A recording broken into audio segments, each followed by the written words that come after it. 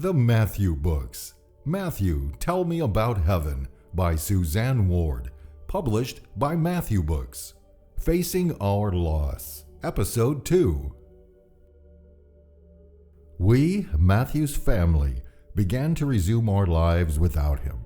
Or perhaps we started unwittingly on a completely different pathway. Who can know how much our lives since then have been influenced by the loss of Matthew's involvement?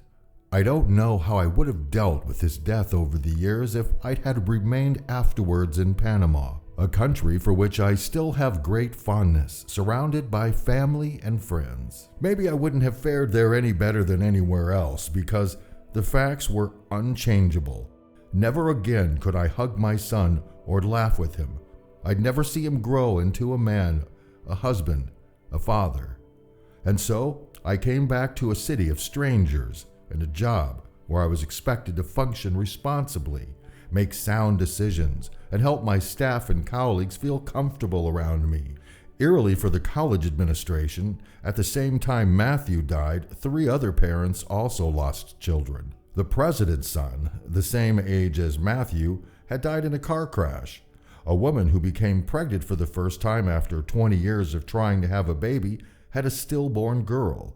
Another woman was mourning the death of her 33-year-old daughter, a mother herself who was recovering well from simple surgery and abruptly died. Only once did they and I speak about our respective losses. The mother of the infant said that most people told her it was a blessing her baby had not lived at all because she couldn't miss what she had never known. She told me no one could know the pain she felt about her baby, who meant more to her than anything in this world. She said, "I wish I could have had her for 17 years like you had your boy." After the president and I talked about the similarity of our sons' lives and deaths, he took my hand and for a moment we wept together before he silently left my office. The grandmother told me it wasn't any easier or any harder for her just because she had her daughter twice as long as I'd had my son. It was a heartache for her to see the bewilderment of her young grandchildren and the suffering of her son-in-law. She said that when our children die, even before our parents do, that's such a wrong order of life. Why does God let those things happen? She asked me. None of the 3 parents ever again sought me, nor I them, for some special moment of empathy. Maybe they were learning as I was that grief is an intensely painful, private journey. A cousin especially dear to Betsy and me was coming to spend Mother's Day weekend with us. Instead, a few days before that, he died of a heart attack, and my daughter and I met in Cleveland to attend the second family funeral within 3 weeks. But we cried for Matthew, not Richard, because we had no space for more sorrow. My broken life was fortified by work.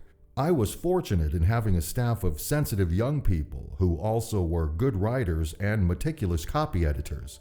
In our first meeting after my return, one told of an incident during my absence when she died laughing.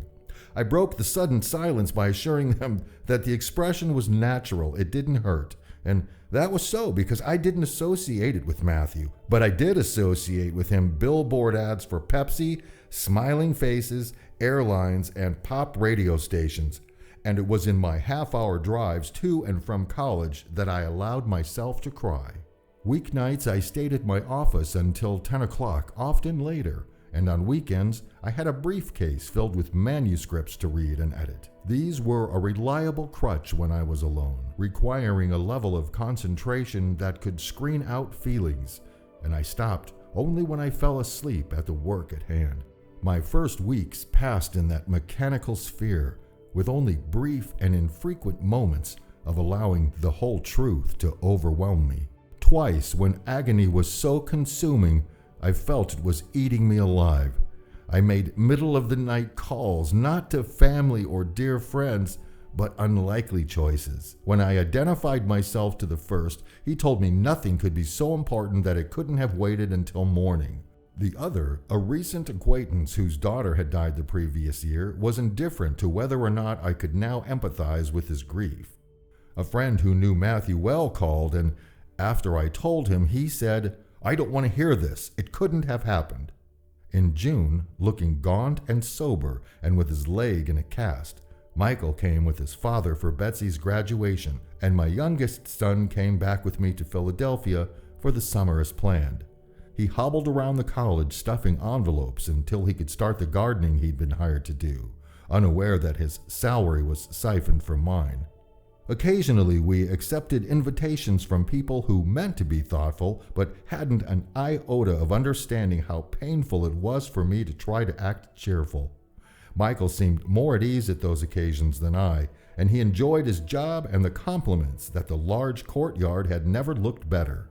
Betsy took a break in her post-grad work for the week my sister-in-law was with me while her teenage son was having orthopedic surgery. I saw him lying motionless, still under the anesthesia, on those pristine white sheets, and thought of Matthew in the morgue while I comforted Marlene in her anxiety about the intricate operation's outcome. When my landlord evicted me for having more people in the apartment than the 3 residents I'd stipulated in the contract, the judge threw out the case and told him he was heartless, but I said I'd move as soon as I could anyway. So in many respects, my resumed pathway did continue publicly as life does, but privately there was some serious compromised thinking. Since I couldn't undo what had happened to Matthew, I believed that the only way I could ever feel alive again was to join him, and I prayed that I would. That prayer provided me with hope, or maybe the only motivation to do something besides curl into a ball until I could join my son. If I worked hard, my prayer would be answered. If I didn't try diligently, then I wasn't worthy of being with Matthew. It never occurred to me that working long and conscientiously was nothing new. It was the backbone of the work ethic my father's life had exemplified, and from my first job onward had been mine too. Simply, I'd had attached a new reward to it. That wasn't the only example of my impaired thinking, but because of its semi-sensible basis in productive functioning, it may have been my greatest ally.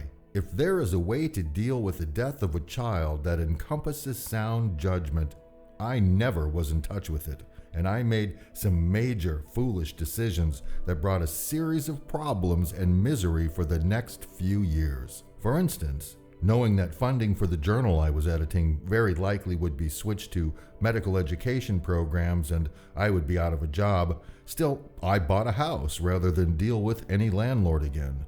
The consequences of such impetuosity just weren't real to me. What was real was the dark night silence when conversational thoughts of Matthew sustained our mother-son relationship. Honey, exactly where is heaven? Of course that's where you are, isn't it? Never mind what you used to say about preferring hell-raising. Do you have a real body, or are you just floating around invisibly, doing God only knows what? Mash, are you an angel now? I guess you must be happy, dear. I want you to be. That's the idea, isn't it? That heaven's a happy place? I hope there are flowers with you. You'd miss them if there weren't any. But there must be, because heaven is supposed to be beautiful, and I don't see how it could be without flowers. Have you seen Grandpa? Who else is there? How many souls are there altogether? Have you found out yet how it's decided who goes there and who doesn't? Hey, since you have so much experience being bossy, maybe you can be assistant to St. Peter or whoever's in charge. Maybe you already are. Who takes care of the babies who die? Remember when you asked to hold Sandy's newborn baby boy? You did it so confidently, you surprised us all. It's so unfair that you never had a chance to have your own family. Maybe it's because fewer people would miss you all the rest of their lives. Does heaven have colors like Earth, like our blue skies and green hills and our red sunsets and pink or yellow blossoms on bushes? Or is everything white? Is there anything we'd recognize, scenery, animals, or only people? Do you talk to each other, or is everything quiet, sort of dreamlike? Don't tell me you have that awful music of yours up there. Is my music there? If not, I'm not going. Well, I will go, but I hope you'll talk with Peter or whoever and see what you can do about getting some symphonies before I get there. How does God keep track of us all? What exactly does God do? Do you ever talk to him? Does he ever talk to you? Does he really hear anybody's prayers? Do our souls really live eternally? What is eternal life anyway? The only way I can relate to eternal is missing you is eternal. Sweetheart, can you see us? Do you hear us? Baby, do you miss us? Is love the same there as it is here? Will you always be 17? Is there really reincarnation? If there is, and you come back again, how will I know? How will I ever see you again? Matthew, you just better stay right where you are now until I get there. Dear God, please let me be with Matthew.